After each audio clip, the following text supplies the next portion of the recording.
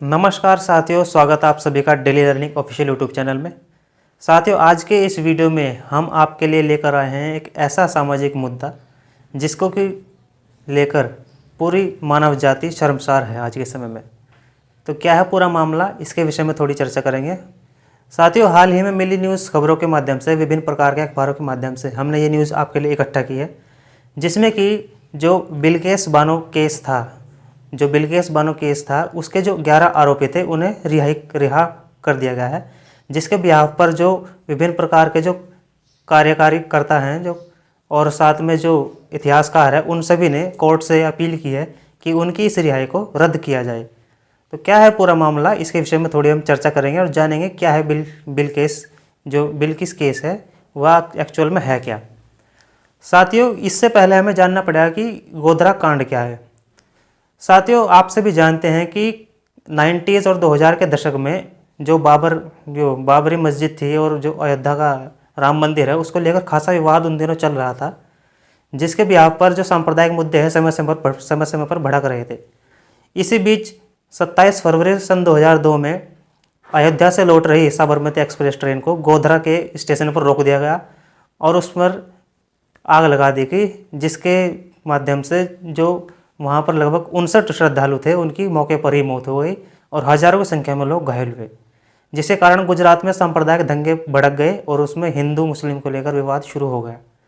जो यह दंगा था, इसकी आग धीरे धीरे बिल्किस बानो जो थी उसके परिवार तक पहुंची और मार्च 2002 में यह आग उनके परिवार तक पहुंच गई और जिसके बेस पर यह कांड हुआ।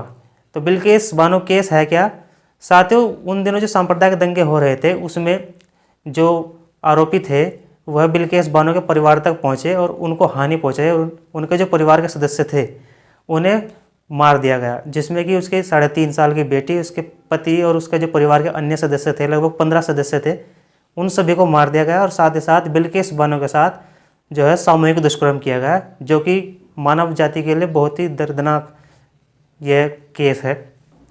साथियों, इस घटना के बाद जब यह केस हुआ तो जो पीड़िता है बिल्किस बानो उसने कोर्ट के दरवाजे खटखटाए और वह पुलिस स्टेशन पहुंची। सबसे पहले जब वह पुलिस स्टेशन पहुंची तो पुलिस स्टेशन में पहुंचकर उसने अपनी सारी घटनाओं को बयान किया, जिसके बाद पुलिस ने कुछ खास रिएक्शन नहीं दिया और उसके भौतिक तथ्यों को तोड़ मरोड़ कर कोर्ट के सामने पेश किया, जिससे कि उसे सही तरीके से न्याय नहीं मिल पाया। बाद में राष्ट्रीय महिला जो मानवाधिकार आयोग है और साथ में सुप्रीम कोर्ट की दखलंदाजी के बाद इस केस को CBI को सौंप दिया गया और उसे उन्हें जांच के लिए कहा गया। जांच के बाद जो आरोपी थे उनमें से 6 पुलिस अधिकारी और एक डॉक्टर समेत लगभग कुल 19 आरोपियों को यहां पर गिरफ्तार कर लिया गया और उन्हें सज़ा दी गई। जनवरी 2008 में उन सभी को सज़ा सुना दी गई थी। वहीं मई 2017 में मुंबई हाई कोर्ट ने जो ये 11 आरोपी थे जिन्हें हाल ही में बरी किया गया है, उन्हें आजीवन जो सज़ा है उसको बरकरार रखने का आदेश जारी किया गया था। और अप्रैल 2019 में सुप्रीम कोर्ट ने गुजरात जो सरकार है उसे यह आदेश दिया था कि वह 50 लाख मुआवजे के तौर पर पीड़िता को दे। यह पूरा मामला था जो कि बिल्किस बानो से जुड़ा हुआ था उस समय घटना के तौर पर।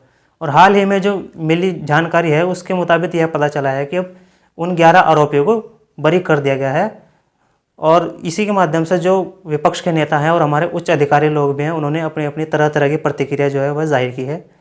अब आप लोगों के दिमाग में यह सवाल आ रहा होगा कि सर, जब उन्हें एक बार दोषियों को सज़ा हो गई तो फिर उन्हें किस आधार पर छोड़ दिया गया।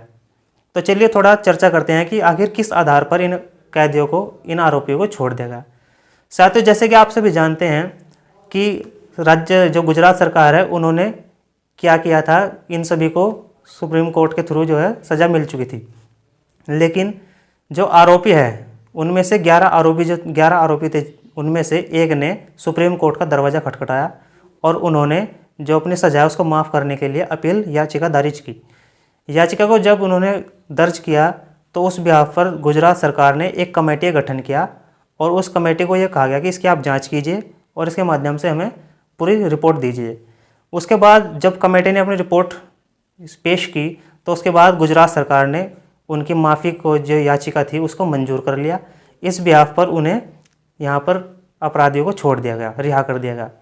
अब कैसे छोड़ दिया गया, उसके लिए क्या नियम कानून है। साथ ही जो संविधान है, हमारा संविधान है, उसमें आर्टिकल 72 और आर्टिकल 161 राष्ट्रपति और राज्यपाल को यह शक्ति देता है कि वह किसी भी अपराधी को माफ़ कर सकते हैं, उनकी सज़ा को कम कर सकते हैं और साथ ही उनकी सज़ा को निलंबित भी कर सकते हैं। क्योंकि हम जानते हैं कि जो कैदी है वह राज्य का विषय है और राज्य के विषय पर कानून सिर्फ राज्य बनाती है। और सीआरपीसी की धारा जो 432 है उसके तहत राज्य सरकार जो है वह किसी की सज़ा को माफ़ कर सकती है। हालांकि ये जरूरी नहीं है कि राज्य सरकार पूरे तरीके से किसी की सज़ा को माफ़ कर दे, उसके लिए कुछ बाउंडेशंस हैं। और जो उसकी सीआरपीसी की धारा 433A है उसमें सरकार पर कुछ बंदिशें, कुछ पाबंदियाँ लगाई गई हैं।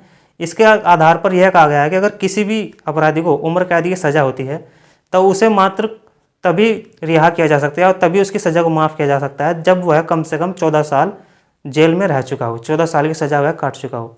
इस लिहाज से अगर देखा जाए तो जो 11 के 11 आरोपी थे उन्हें 15 साल से अधिक की सज़ा हो चुकी थी।